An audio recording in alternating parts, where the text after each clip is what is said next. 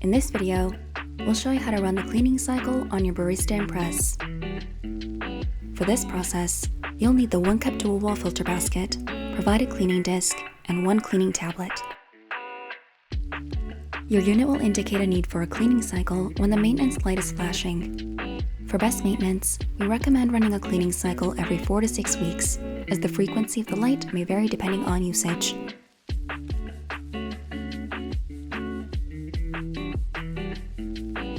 Empty and reinsert the drip tray. Ensure your water tank is filled and securely attached to your unit.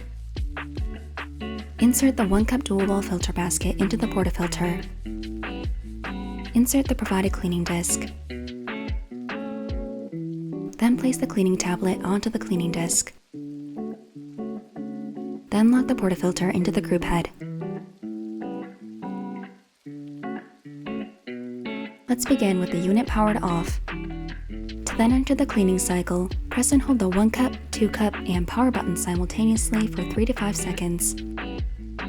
The unit will power on and the 1 cup button will begin to flash, indicating that the cycle is in progress.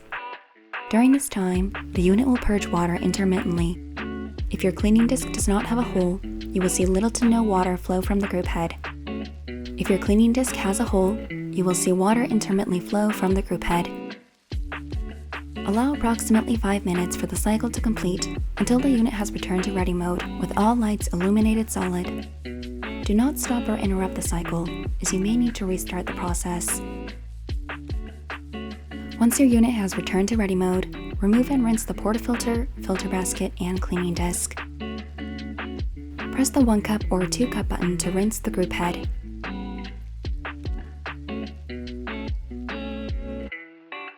Empty and rinse the drip tray before reattaching it back onto the unit. You have now successfully completed the cleaning cycle on your Barista Impress.